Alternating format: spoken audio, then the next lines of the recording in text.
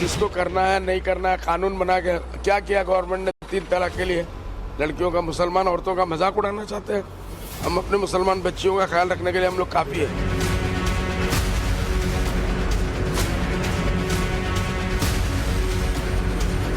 अगर हिंदू लड़के ने भगा लिया तो कुछ भी नहीं होता है, मुसलमान लड़के ने भगा लिया तो सब कुछ हो जाता है।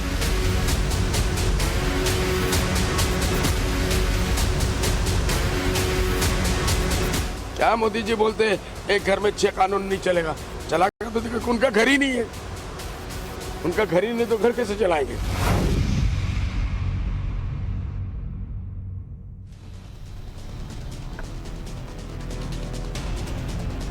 नमस्कार, टाइम्स नाउ भारत पर देश के सबसे पसंदीदा डिबेट शो राष्ट्रवाद में आपका स्वागत है।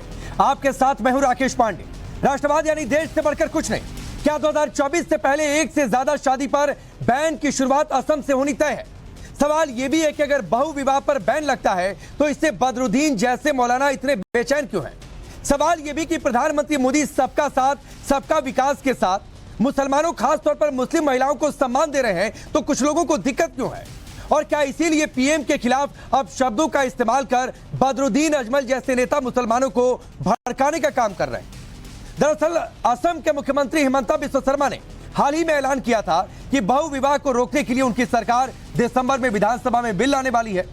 इसके लिए सरकार ने आज बड़ा फैसला किया।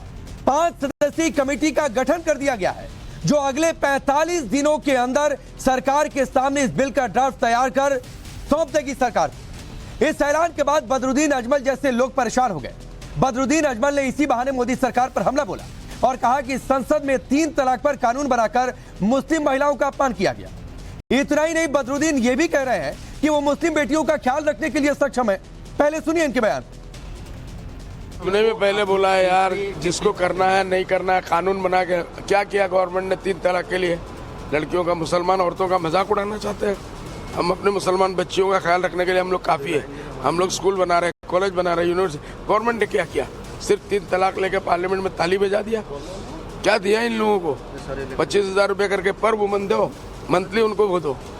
उसके बाद मुस्लिम आपने बेटी बचाओ बेटी पढ़ाओ, मौलाना अबुल कलाम आज़ाद का इतना बड़ा स्कॉलरशिप था, आपने बंद कर दिया।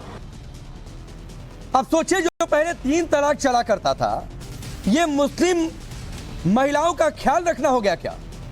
बदरुद्दीन अजमल की बात सुनकर आपको हंसी आई होगी। बदरुद्दीन अजमल मोदी सरकार पर मुस्लिम महिलाओं का मजाक उड़ाने की बात कर रहे हैं, लेकिन सच्चाई क्या है? मोदी सरकार ने 3 तलाक का कानून बनाकर मुसलमान महिलाओं को सम्मान दिया, तो कई ऐसी योजनाएं मोदी सरकार लेकर आई जिससे न सिर्फ मुसलमान महिलाओं बल्कि मुसलमान भाइयों को भी उसका बेनिफिट मिला है। यही वजह है कि आज मुसलमानों का एक बड़ा तबका मोदी सरकार के साथ है, लेकिन खुद को मुसलमानों का पैरोकार बताने वाले तमाम मौलानाओं को यह रास नहीं आ रहा। बदरुद्दीन अजमल ने लव जिहाद पर भी हिंदू मुसलमान करने की कोशिश की। बात इतने पर नहीं रुकी, यूसीसी के विरोध में बोलते हुए बदरुद्दीन अजमल ने प्रधानमंत्री मोदी के लिए अब शब्द तक कह दिया। सुनिए। लव जिहाद क्या होता है यार? अगर हिंदू लड़के ने भगा लिया तो कुछ भी नहीं होता है, मुसलमान लड़के ने भगा लिया तो सब कुछ हो जाता है। इक्वल रखो ना। आप उधर यूसीसी लाना चाहते हैं, उसका मतलब क्या है? सबको बराबर। माँ भी एक बचेगी। मेरी माँ मेरे साथ में जो इज्जत है वो मेरी बीवी की इज्जत होगी। मैं जैसे अपनी माँ को यूज़ करता हूँ, जो श्रद्धा करता हूँ, जो इज्जत करता हूँ, वो अपनी बीवी को करूँगा। जो बीवी को करता हूँ बहन को करूँगा। जो बहन को करता हूँ बेटी को करूँगा। बेटी अलग है, बहन अलग है। क्या मोदी जी बोलते हैं एक घर में 6 कानून नहीं चलेगा? चलाएगा तो देखो, उनका घर ही नहीं है। उनका घर ही नहीं तो घर कैसे चलाएंगे? आपको याद होगा प्रधानमंत्री मोदी ने कहा था कि एक घर में 2 कानून कैसे चलेगा? सबके लिए एक कानून की वकालत इस देश में लंबे समय से हो रही है। संविधान में भी इस बात का जिक्र है कि यूसीसी पर सहमति बनाकर उसको सरकार को लेकर आना चाहिए। लेकिन बदरुद्दीन अजमल की जुबान फिसल गई। कह रहे हैं कि प्रधानमंत्री मोदी का अपना घर ही नहीं है। चलिए वो सवाल आपके सामने रखता हूं जिनके इर्द गिर्द आज की चर्चा आगे बढ़ने वाली। सवाल यह कि एक से ज्यादा शादी पर बैन लगेगा, मौलाना बेचैन क्यों है? मुस्लिमों को मोदी सम्मान दे रहे हैं, क्या मौलाना भड़काने में लगे हैं?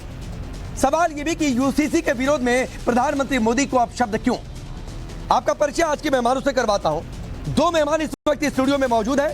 मुमताज आलम रिजवी हमारे साथ मौजूद हैं और साथ ही अंबर जैदी।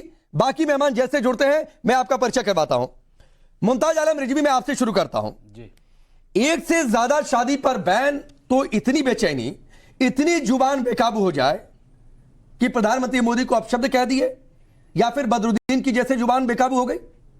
देखिए, एक तो ये कि मैं बदरुद्दीन अजमल का तर्जुमान नहीं हूं और उनके जो लोग हों, उनके जो फॉलोअर्स हों, उनसे ज़रूर ये पूछना चाहिए। दूसरा, मैं इस बात के कभी भी कायल नहीं रहा हूं कि किसी के लिए बदज़बानी की जाए, चाहे वो जो भी हो, और ख़ास तौर से जो हमारे प्रधानमंत्री हैं, हम उनसे शिकवा कर सकते हैं, शिकायत कर सकते हैं, उनकी नीतियों पे सवाल उठा सकते हैं, क्योंकि सवाल उसी से उठाया जाता है जो करने का अहल होता है। जो करने का अहल नहीं होता उससे सवाल नहीं किया जाता। तो उन्होंने जो ज़बान इस्तेमाल की है कि उनका घर नहीं है, ये सब मैं नहीं इस चीज़ को मानता। जहाँ तक आप जो आज डिबेट की शादी को लेकर के कि एक शादी, देखिए मैं फिर कह रहा हूं कि अगर कोई कानून बनाना है बना दीजिए, उस पर रोज रोज डिबेट, रोज रोज बहस उस पर मत कीजिए। अरे तो ये कोई लोगों को समझाइए ना। नहीं, उसमें समझाने की क्या जरूरत है? बयान ना दे इस तरीके के। सवाल ये है, नहीं, वो हमारे लोग थोड़ी के समझाएं, आप ही वो लोग हैं, नहीं, उनको कम से कम उन्हें समझाइए कि इस तरीके के बयान रोज ना दे। हम नहीं डिबेट करेंगे, हमें थोड़ी नहीं अच्छा लगता है कि इस पर डिबेट करें बैठकर। नहीं, देखिए ऐसा है कि अब ये पॉलिटिकल आदमी भी हैं, मौलाना भी हैं और ताजिर भी हैं, तजारत भी इनको करनी है, और ये न जाने कौन। अच्छा चलिए, एक बात बताइए जी, एक से ज्यादा शादी पर बैन से कोई दिक्कत है? नहीं, हम कह रहे हैं कि इसको आप एक कानून आप ला रहे हैं, कानून लाइए, आप कर दीजिए। मानेंगे नहीं मानेंगे? नहीं, हम ये कह रहे हैं कि मानेंगे नहीं मानेंगे? देखिए ऐसा है जो बदरुद्दीन ने कही। नहीं, बदरुद्दीन ने क्या कह दिया? बदरुद्दीन ने ये कहा कि साहब आपने 3 तलाक की बात की। उन्होंने मैं आपसे एक सवाल कर रहा हूं, आप बताइए, क्या पीएम मोदी अगर मुस्लिम महिलाओं के इतने हमदर्द हैं, नहीं हमदर्द तो क्या नहीं आपको लगता है नहीं हमदर्द हैं? है कि नहीं है? नहीं, हमदर्द हैं। उत्तर प्रदेश में 2 महिलाओं को उम्मीदवार बना दे 2024 पर। अरे छोड़िए ना, मंत्री बना दे मुस्लिम, कोई भी। एक मिनट, इतनी बड़ी कैबिनेट है मोदी जी की। इस देश में सुन तो लीजिए राकेश भाई, इतनी बड़ी कैबिनेट है, एक मुस्लिम महिला को ही कैबिनेट बना दे, अंबर जी को बना दे वहां राज्यसभा ले जाकर। अरे तो अंबर पहले चुनाव लड़े, जीत ले, बीजेपी में शामिल हो जाए अंबर की अगर पॉलिटिकल एम्बिशन है तो। अरे जरूरी बीजेपी में शामिल बीजेपी में 2 लोकसभा बाकी सब राज्यसभा। अरे सुनिए, बीजेपी में सैकड़ों मुस्लिम महिला कार्यकर्ता है, उनकी पॉलिटिकल अगर बैकग्राउंड स्ट्रांग होता है, उनके क्षेत्र में मजबूत होती है, वो टिकट की दावेदारी करें। बीजेपी की कमेटी को ठीक लगेगा, वो टिकट देगी, जीतेंगी। तो हम ये कह रहे हैं कि मुस्लिम की बात कर रहा हूं, तो इसलिए देखिए अंबर कितना लड़ती है। भाई इन्हीं को बना दें, इसमें क्या नुकसान है? अरे बहुत मुस्लिम महिलाएं लड़ती हैं अपने हक के लिए, 3 तलाक के लिए कितने मुस्लिम महिलाओं ने आवाज उठा दी। अच्छा अंबर, एक बात बताइए, बदरुद्दीन अजमल ने कहा कि हम अपनी बेटियों का, महिलाओं का ख्याल रखने में समर्थ हैं। सुनकर हंसी आई आपको? मुझे हंसी आई, और जिस तरह से उनकी ज़बान से अपनी ही माता के लिए शब्द, जो आपने भी नोटिस किया होगा, मेरे लिए बहुत ही चौंकाने वाला था। उन्होंने कहा जिस तरह से मैं अपनी माँ को इस्तेमाल करता हूँ, वो बड़ी अजीब सी बात है कि हम अपनी माँ को, सभी के लिए हम सबकी माएँ बहुत श्रद्धेय होती हैं, और इस तरह की का अल्फाज अगर सुनने के लिए मिलता है तो अपने आप में ही दिखाता है कि वो बहन बेटियों का और माओ का ख्याल रखने में कितने सक्षम है और उनकी मानसिकता क्या है। जब भी हम महिलाओं से रिलेटेड कोई भी चर्चा करते हैं, खास तौर से मुस्लिम महिलाओं से रिलेटेड, तो पता नहीं कहां से ये लोग एकदम से निकल कर आ जाते हैं और इस तरह के बयान देते हैं। अगर आप सक्षम होते तो 76 साल पूरे हो चुके, 77वें साल में हम चल रहे हैं, आज इन सारे मुद्दों पर चर्चा नहीं हो रही होती। आपने जो 1937 का जो शरिया कानून है उसको गले में लटकाया हुआ नहीं होता, आपने all India Muslim personal law board नहीं बनाया हुआ होता, हर जो सुधारवादी कोई भी कदम उठाए जाते हैं उसका विरोध सुप्रीम कोर्ट में विरोध करने के लिए all India Muslim personal law board नहीं गया होता। इस बोर्ड की, इस एनजीओ की तरफ से आज तक कोई सुधार समाज के लिए, महिलाओं के लिए कुछ भी नहीं उठे। महिलाओं की एजुकेशन की बात करें, स्ट्रक्चर कमेटी रिपोर्ट है, कांग्रेस के जमाने में आई थी, उस पर क्या काम हुआ सबके सामने है, बहुत बड़ा सवाल है। लेकिन जो इदारे, जो मुस्लिम लीडरशिप है, उनकी तरफ से, चाहे आप एक सोशल रिस्पॉन्सिबिलिटी की तौर पे देख लें, क्योंकि हम लोग जब सामाजिक कार्यकर्ता होते हैं या फिर जो भी इस समाज में थोड़ा बहुत कद रखते हैं, वो कोशिश करते हैं कि हम समाज में थोड़ा बहुत बदलाव ला पाए। लेकिन यहां पर साफ नजर आता है कि सिर्फ और सिर्फ महिलाओं के, मुसलमानों के मुद्दों को सिर्फ अपनी राजनीति के लिए इस्तेमाल करते हैं, महिलाओं के मुद्दों से समाज के मुद्दों से किसी को कोई सरोकार नहीं है। लेकिन एक बात और हम जो रिजवी साहब ने बात कही कि महिलाओं को, मुसलमानों को टिकट देना चाहिए, अंबर जी को दे दें एंड ऑल। देखिए, मुझे लगता है कि हम अगर मुसलमानों की बात करते हैं, हमारे देश में कई सारे ऐसे वर्ग हैं जो माइनॉरिटी में आते हैं। हम सिखों की बात करें, जैन की बात करें, पारसी की बात करें, और बहुत ही संपन्न सारी हमारी जो एक्चुअली माइनॉरिटीज हैं वो हैं। उनके मुंह से आज तक ये नहीं सुना कि हमें भाई बना दो मंत्री हमारे समाज का कोई, तो हम तरक्की करेंगे। उनके यहाँ का कोई मंत्री नहीं, कोई राज्यसभा में नहीं, कोई लोकसभा में नहीं है, तब भी वो लोग तरक्की कर रहे हैं। मुसलमानों की गारंटी तरक्की की तब होती है जब उनको लोकसभा राज्यसभा में टिकट मिल जाए। अगर आप में आप इतने सक्षम है, आप साबित कीजिए मेजॉरिटी हुई होती तो प्रेसिडेंट ऑफ इंडिया भी बने, कैबिनेट मंत्री भी बने।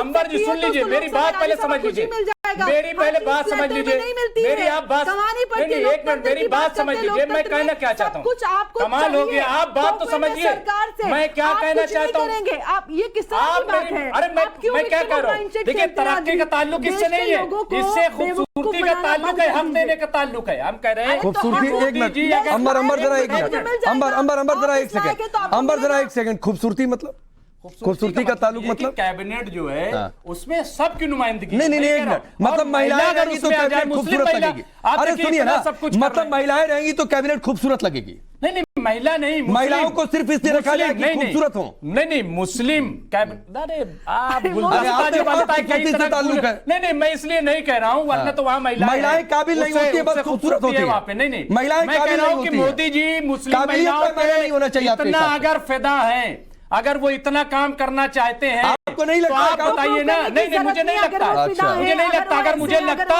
तो महिलाओं पे इतना ज्यादा, एनसीआरबी की रिपोर्ट है, इतना ज्यादा उनके साथ क्राइम हुआ है, उसको रोक ले। मुस्लिम महिला की बार बार बात करते हैं, अरे भाई बेटी बचाओ बेटी पढ़ाओ का जो नारा है, आप उसी पे काम कर लीजिए, छोड़ दीजिए मुस्लिम महिलाओं। मुस्लिम महिला भी उसमें आती हैं, भारतीय जो महिलाएं हैं उसमें मुस्लिम महिला भी आती हैं, आप उनकी फिक्र छोड़ दीजिए। नहीं, लेकिन आप जो एनसीआरबी की रिपोर्ट, बाकी मेहमान वेट कर रहे हैं, रुक जाइए मैं आगे बढ़ता हूं, बाकी मेहमान वेट कर रहे हैं। मुझे आपकी बात समझ में आ गई, खूबसूरती से ताल्लुक है, काबिलियत से नहीं है। महिलाएं इसलिए कि कैबिनेट खूबसूरत लगे, खूबसूरत बनाने के लिए नहीं है, काबिल नहीं है क्या? अरे तो आप बोलते हैं ना काबिलियत से ताल्लुक है, आप नहीं बोलते कि खूबसूरती से ताल्लुक है। नहीं ये काबिल नहीं, आप बोलते काबिलियत से ताल्लुक है। अगर काबिल हो तो काबिल है इसलिए बुलाया भाई, खूबसूरती पे हमारा नहीं कहा। आप समझिए इस बात को लेकर, अरे भाई काबिल है, अंबर बोलती हैं, तर्कों के साथ अपनी बात रखती है, इसलिए हमने बुलाया। आपका पैमाना अलग होगा, ठीक है। चलिए, मौलाना साजिद रशीदी, फाजिल अहमद भी हमारे साथ जुड़े हैं और फैज खान भी जुड़े हुए हैं। रशीदी साहब, बदरुद्दीन साहब कह रहे हैं कि 3 तलाक पर कानून बनाकर मुस्लिम महिलाओं का मजाक उड़ा दिया गया, आपको भी लग रहा है साहब?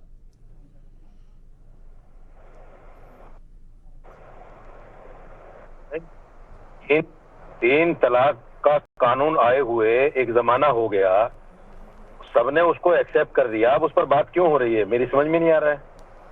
ये तो बदरुद्दीन अजमल से पूछिए पहले कि उन्होंने इस तरीके का बयान क्यों दिया है? ये तो बदरुद्दीन अजमल से पूछिए ना। तो बदरुद्दीन अजमल को लेके आना चाहिए था ना डिबेट में। अरे तो मैं आपसे सवाल इसीलिए मैं कह रहा हूं कि उनसे जुड़ी बात मत करिए। फिर मैंने आपसे सवाल पूछा कि मजाक उड़ा कि नहीं उड़ा, आप बोल दीजिए नहीं उड़ा या बोल दीजिए हाँ उड़ गया।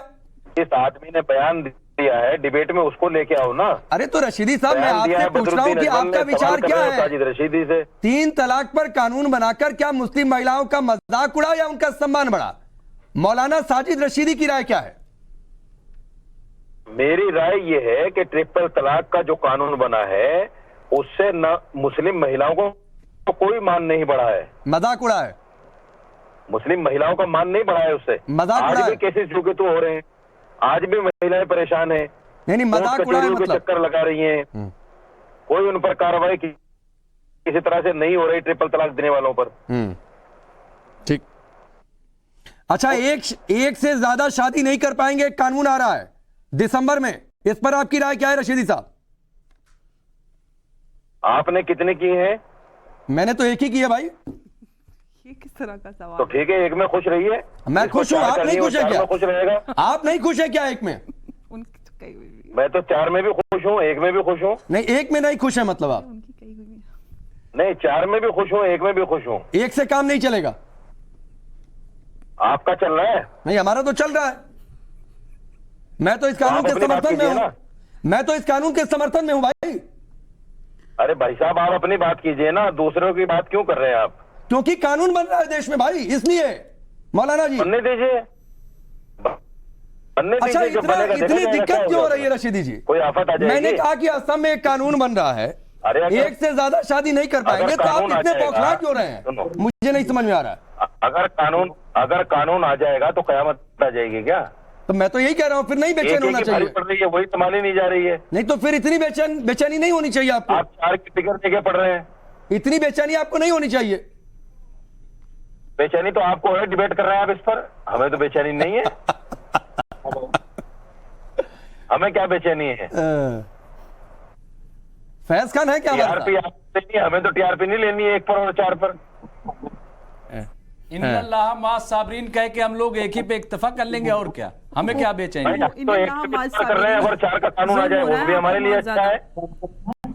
अच्छा, मैं आ रहा हूँ रशीद। राकेश भाई, और प्रॉब्लम एक में है सवाल कि मैं हमको आपसे कर एक लेता काम हूँ, चलाना पड़ेगा। एक सवाल मैं आपसे कर लेता हूँ, राजा राकेश दशरथ की भाई को कितनी प्रॉब्लम बीवियां है कि थी? हमको एक ऐसे काम राजा चलाना दशरथ पड़ता का है, जमाना नहीं है, ये आज का आजाद भारत है, लोकतंत्र है, यहाँ पर सब पे कानून लागू होता है इक्वली, तो परेशानी कोई नहीं राकेश बचेगा। भाई ये किस तरह की बात है? राजा दशरथ की बात ले आए। क्या लेकिन थी? राम राज तो लागू किया राजा जा रहा दशरथ के है। बेटे तो राम भी थे, उनकी बात भी मान लीजिए।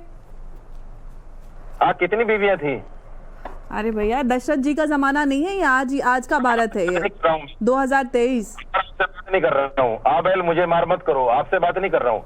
आप किससे बात कर रहे हैं? आप एंकर ना महोदय एंकर से बात कर रहे हैं, ना आपके किसी की भी- बात सुन रहे हैं, ना किसी रिएक्शन पे आप अपना ओपिनियन दे रहे हैं।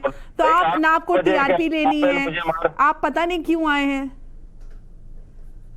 आप क्यों बोल रही हैं बीच में? मैं सवाल कर मुझे रहा हूँ तो एंकर बुलाया से। है, मैं इसलिए आप बोल रही हूँ, एंकर- बोलने के लिए बुलाया है, मैं इसलिए बोल रही हूँ।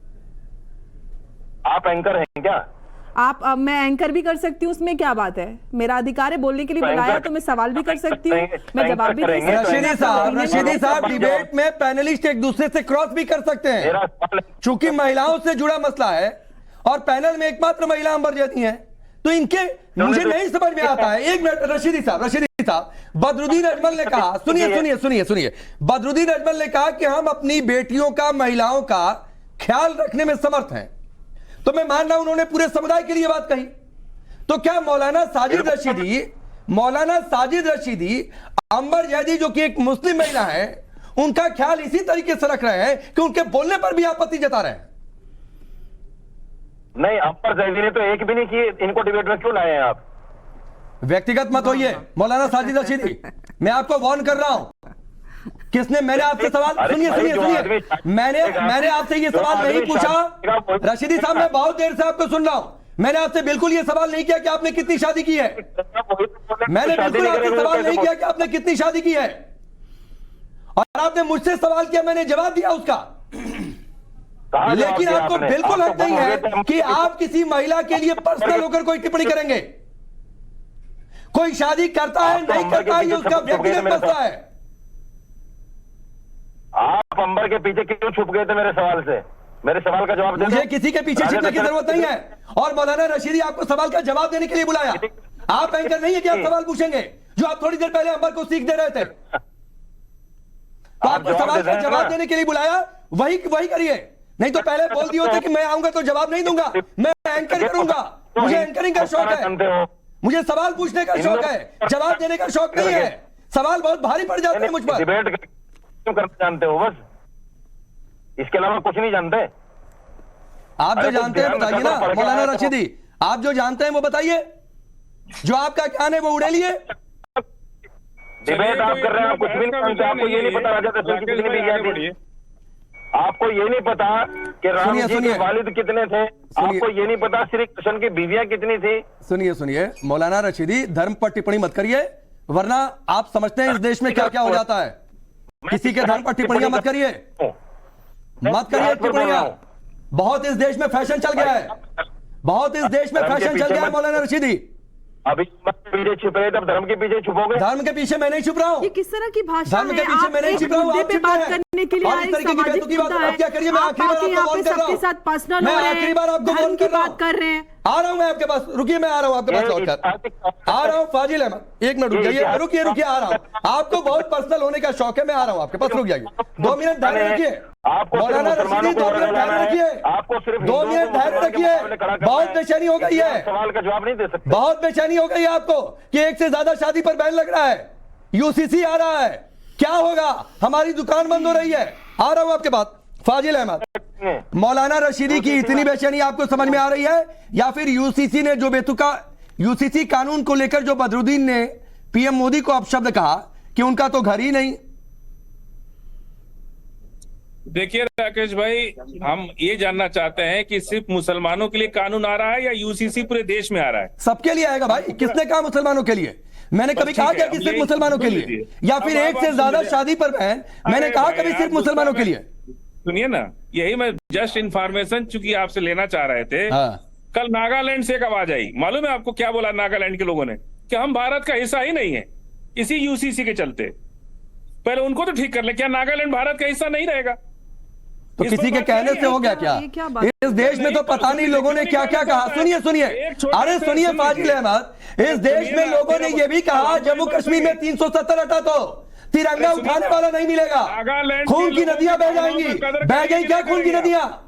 या तिरंगा उठाने वाला नहीं मिला? चले जाइए जम्मू कश्मीर में, तिरंगा भी लहरा रहा है। 371 पहले खत्म हो गया, 371 खत्म हो गया देश से। 371 है कि नहीं? बजाएंगे 370 में। एक मिनट अरे सुनिए मौलाना रशीदी, आपसे बात नहीं कर रहा हूं, आप एंकर नहीं है, मैं बार बार कह रहा हूं, क्या आप डिबेट होस्ट करेंगे? नहीं समझ में आता है तो होमवर्क करके आया करिए, समाप्त किए बगैर होमवर्क करके आया करिए। मौलाना रशीदी किसने कहा? अरे हम बता रहे हैं, हम किए होमवर्क। सुनिए, 371। अभी फाजिल अहमद से बात हो रही है, उनको बोलने दीजिए। नंबर 1 बात। दूसरी बात कि इस देश के अंदर बहुत से अभी बड़े हिंदू नाम बता देंगे जिनकी 2-2 पत्नियां हैं। कोई क्या कानून बिगाड़ लिया उनका? अरे कानून बना ही नहीं तो बिगड़ेगा क्या? अरे कानून बना ही नहीं, अभी तो बिगड़ेगा क्या? नहीं, हिंदू कोर्ट बिल है कि नहीं देश में? बहुत से हिंदू का नाम कहीं चैनल पर बोलते हैं अभी आपको, हम कितने 2-2 बीवी। अरे तो जाइए ना भाई, अरे तो जाइए कोर्ट में चैलेंज कर दीजिए। मैं तो कह रहा हूँ जाइए, गलती है, हमको कोई दिक्कत नहीं है। अरे तो जाइए ना, ये इतनी बेचैनी क्यों हो जा रही है फाजिल भाई? अरे सुनिए ना, हाँ। कई बड़े हिंदू नाम कहिए तभी बता दे जिनकी 2-2 खुलेआम मतलब रजिस्टर्ड पत्नियां हैं। कोई कानून नहीं काम करता उन लोगों पे। गरीबों के लिए कानून बनाए जाते हैं, कमजोरों के लिए कानून बनाए जाते हैं, बड़े लोगों के लिए कोई कानून इस देश में काम नहीं करता है। आप कानून बनाते रहिए। अस्पृश्यता निवारण अधिनियम 1955 इस देश में बना था ना, छुआछूत भेदभाव। क्या हो रहा है दलित के साथ, क्या हो रहा है पिछड़ी जाति के लोगों के साथ? 1955 में अस्पृश्यता निवारण अधिनियम बनने के बाद भी 1989 में राजीव गांधी को हरिजन SC/ST एक्ट बनाना पड़ा। क्यों बनाना पड़ा? इस देश में नफरत, छुआछूत, भेदभाव इस कदर है कि उसके लिए कानून बनाना पड़ रहा है। और कानून बनने के बाद भी लाखों मुकदमे इस देश में SC/ST के प्रति, दलित पे, आदिवासी पे पेशाब कर दे रहे हैं लोग।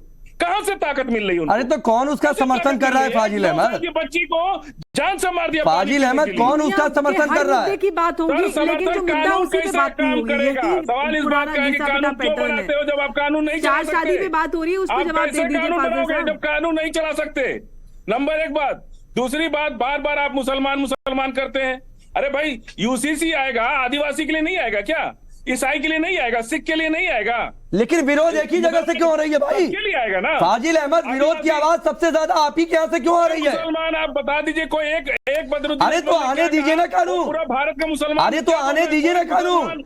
जिसको नहीं पसंद होगा या लगेगा ये बदलाव होना चाहिए, लोग विरोध करेंगे। विरोध की आवाज आप ही के यहाँ से क्यों आती है? हम हिंदू कोर्ट बिल रहने के बावजूद भी लिविंग रिलेशन इस देश में कंटिन्यू है कि नहीं है? लिविंग रिलेशन कंटिन्यू है कि नहीं है? रिलेशनशिप एक अलग चीज है, हिंदू कोर्ट बिल अलग चीज है। आप क्या बोल रहे हैं? थोड़ा सा आप होमवर्क की बात कर रहे थे, होमवर्क करके आया कीजिए। नहीं, लिव इन रिलेशन में हिंदू समाज के लोग अपनी 2-2 पत्नियों के साथ रह रहे कि नहीं रहे? सुप्रीम कोर्ट उनके फाजिल अहमद बिल्कुल बेतुकी बातें मत किया करिए। या तो अरे सुनिए ना, इतनी मेहनत क्यों कर रहे हैं? सुनिए। अरे मैं नहीं, लिव इन रिलेशनशिप एक धर्म में नहीं है। जिसको रहना है वो किसी भी वो धर्म के इतर रह रहा है भाई, वो नहीं है। रिजवी साहब, अच्छा रुकिए। रिजवी साहब, इतनी मेहनत मौलाना रशीदी ने की, इतनी मेहनत फाजिल अहमद कर रहे हैं, एक लाइन में बोल देते कि भाई ये कानून नहीं आना चाहिए, एक शादी वाला 3 शादियां, सर, 4 कोई भी शादियां, कानून देश के लिए सीधे ना तौर पर एक, अरे रुक जाइए, उसका स्वागत देखिए करेंगे। इसीलिए हम मैं किसी कह रहा हूं कि कानून आपको का सबसे ज्यादा बौखलाहट हो रही है, कानून के अंदर क्योंकि आप बार बार बीच में आ रहे कानून की हैं। रुक जाइए, करेंगे। मुमताज हम आलम कभी भी रिजवी कानून आपका के नाम साथ नहीं है, रुक जाइए।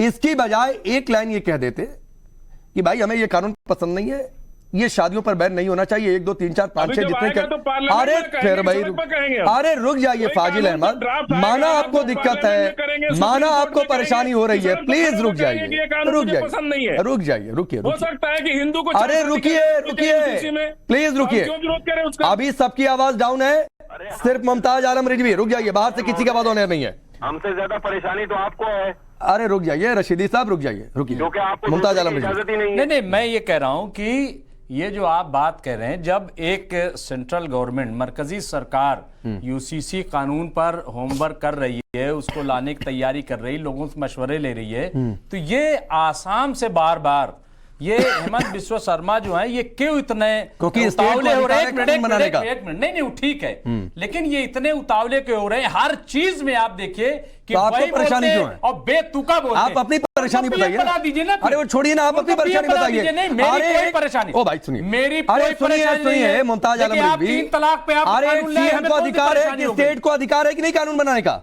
नहीं, अधिकार है कि नहीं कानून बनाने का? सेंट्रल में भाई है ऐसा कि नहीं? डबल इंजन की या आप सरकार है चाहते हैं ना, वो कानून, वो अगर अधिकार बड़ा हटा भाई दिया जाए? काम कर रहा है, छोटा क्यों परेशान है बार बार, टांग अड़ा रहा है बार बार? अरे अच्छा। भाई सेंट्रल गवर्नमेंट बना मतलब रही जल्दी है, वो ला रही है, आने दीजिए।